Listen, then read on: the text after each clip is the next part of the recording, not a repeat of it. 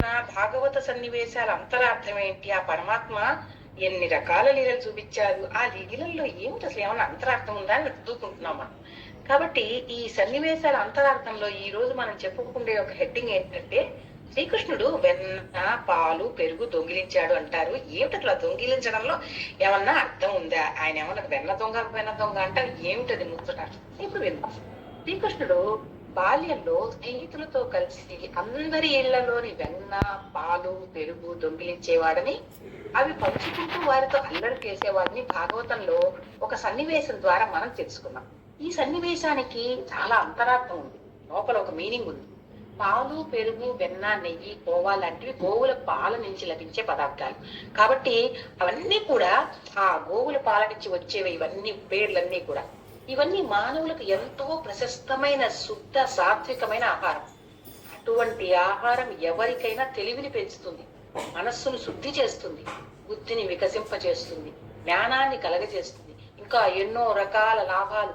ఆయనకి ఎందుకు ఆవు అంటే ఇష్టము, ఆవుల్ని ఎలా తోలారు, అసలు ఆ ఆవులు ప్రోడక్ట్ అంటే ఆవుల యొక్క నుంచి వచ్చిన ఈ పదార్థాలు ఎందుకు ఆయనకి ఇష్టం, ఇవన్నీ ఇందులో తెలియట్లేమో మనకి. శ్రీకృష్ణుడు వెన్న పాలు పెరుగు దొంగిలించేవాడంటే ఆయన వాటిని అంత ఇష్టపడేవాడని అర్థం. దొంగిలించేంత ఇష్టమని దాని అర్థం. వెన్న దొంగ అంటే వెన్నను అంత ఇష్టపడేవాడు అని అర్థం చేసుకోవాలి. చూడండి, పిల్లలు ఎవరికైనా ఏ స్వీట్ ఇష్టమైనా ఇష్టపడినా ఇతరులకు తెలియకుండా అప్పుడప్పుడు తినేస్తూ ఉంటారు. కారణం వారికి అంత ఇష్టం గనక. అంతేగాని దొంగిలించవలసిన అవసరం శ్రీకృష్ణుడికి ఉందా అంటే లేదనమాట. కారణం ఆయన ఇంటిలోనే పాడి పుష్కలంగా ఉండేది. వెన్నకి పాలకి పెరుగుకి అస్సలు లోట్లేదు. ఆయన తింటానంటే తల్లి యశోద ఎప్పుడన్నా కాదంటుందా? ప్రేమపూర్వకంగా ఎంత కావాలంటే అంత పెడుతుందా అన్న. అటువంటప్పుడు అందరి ఇళ్లలోనూ వాటన్నిటిని దొంగిలించవలసిన అవసరం ఆయనకి ఎందుకుంటుంది? తన దగ్గర లేకపోతేనే కదా దొంగిలిస్తారు, మరి ఉంది కదా. అందుచేత వెన్న పాలు పెరుగు దొంగిలించేవాడంటే వాటిని అంత ఇష్టపడేవాడు. ఈ సన్నివేశంలో సందేహం గ్రహిస్తే మనం కూడా శ్రీకృష్ణుడిలోని అటువంటి శ్రీకృష్ణుడు ఎందుకు ఇష్టపడ్డాడో తెలుసుకొని ఆ ఆహారాన్నే ఇష్టపడతాం. అటువంటి శుద్ధ సాత్వికమైన ఆహారాన్నే తీసుకుంటాం. కానీ ఈ సన్నివేశం యొక్క సందేశం అర్థం చేసుకోకపోవడం వల్ల ప్రస్తుతం లోకంలో ఏంటంటే ప్రతి ఒక్కరూ తమ గుణ ప్రధానమైన తమోగుణంలో రజోగుణంలో ఆహారాలు అంటే తామసిక రాజసిక ఆహారాలు తీసుకుంటున్నారు, ఇష్టపడుతున్నారు. అంతేగాని సాత్వికమైన ఆహారాలకు ఎవరు ప్రాముఖ్యం ఇవ్వడం లేదు. మానవులకి ఇంకా ఎలాంటి స్థితిలో ఉన్నారంటే అన్నిటికంటే నీచమైన నీచు. ఆ నీచు అనే పదార్థానికి పేరు నీచమైనది అని. అంటే మృత ఆహారం, చనిపోయిన ఆ యొక్క జంతువుల యొక్క ఆహారాన్ని అంటే శవాహారాన్ని అంటే మాంసాహారాన్ని ఇష్టపడుతున్నారు, నిత్యం భుజిస్తున్నారు.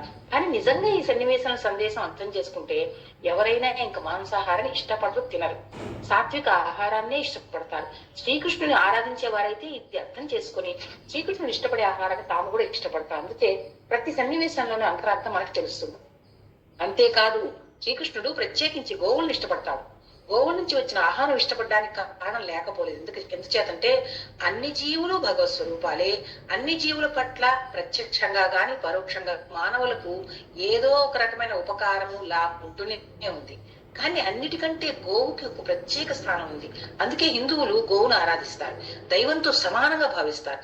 కారణం గోవు నుంచి ఏది లభించినా అది మానవులకు ఉపకరించేవే. పాలన తీసుకోండి, పాల నుంచి ఎన్ని రకాల పదార్థాలు లభిస్తున్నాయి. అంతేకాదు తల్లి పాలు సరిపోకపోతే బిడ్డకు ఆవు పాలే శ్రేష్టమని ఆవు పాలను పట్టిస్తారు.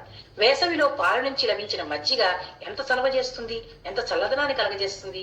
అంతే గోమూత్రంలో ఎన్నో ఔషధ గుణాలు ఉన్నాయి. ఆవు పేడ కూడా కళ్ళాపు జల్లుకుంటారు శుభ్రంగా ఉండడం కోసం. ఇంటినే అలుపుతారు, పిడకలు చేసి వంట చెరుకుగా ఉపయోగించుకుంటారు. అలా ఆవుకు మనం ఎంత మేత పెట్టినా అన్నీ ఉపయోగపడేవే ఇస్తుంది. వ్యర్థం అన్నది ఉండనే ఉండదు.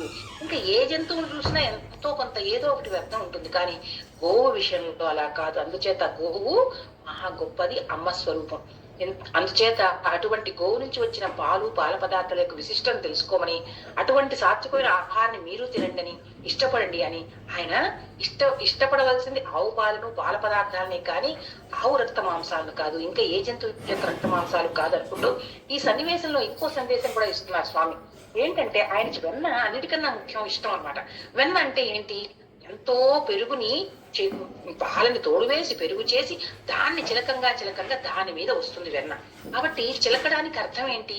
నీ మనసును మదనం చెయ్యి, నువ్వెవరో తెలుసుకోవడానికి బాగా ఆలోచన చేసి పెద్దవాళ్ళు ఇచ్చిన జ్ఞానాన్ని బాగా విని ఆ జ్ఞానం ఏమిటో తెలుసుకొని నువ్వు మదనం చేశావు.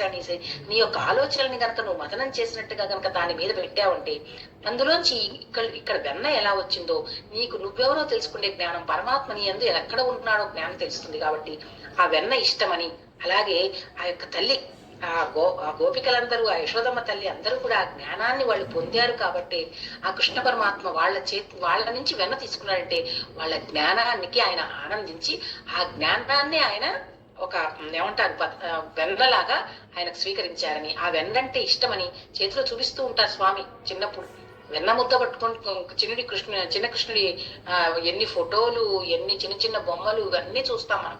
ఏమిటి ఎంత ముద్దుగా ఉంటాడు ఆయన. ఇదిగో జ్ఞానాన్ని సంపాదించుకోండి. నాకు ఇది ఇష్టం అంటే అర్థం ఏంటంటే ఈ వెన్నాపాలు ఆవు గురించి ఇప్పుడు మనం ఆయన సాత్వికాహారం కోసం ఎలా చెప్పారో అది పైకి కనిపిస్తోంది. లోపల వెన్న అంటే నిన్ను మదనం చేసుకొని నేను నీలో ఉన్నాను తెలుసుకొని నువ్వు నా అలాగా ఎక్స్ప్రెస్ చేయడానికి నన్ను ఎక్స్పీరియన్స్ చేయి, నేను ఉన్నాను తెలుసుకో, ఆ లక్షణాలే నీకు ఇస్తాను. ఆ లక్షణాలు నీలోనే ఉన్నాయి, అవి నువ్వు చక్కగా ఎక్స్పీరియన్స్ చేసి నన్ను నువ్వుగా బయటపడు.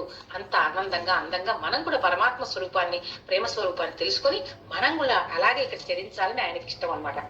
కాబట్టి ఆ శ్రీకృష్ణ పరమాత్మ నమస్కారం చేసుకుంటూ ఓం ఆ గురువు రూపంలో ఉన్న ఓం ఏమంటారు శ్రీకృష్ణ పరమాత్మనే నమః. ఇంకో విషయం అంటే వందే శ్రీకృష్ణం వందే జగద్గురు అని చెప్పి చెప్తాం అన్నమాట. నమస్కారం తండ్రి జగద్గురువా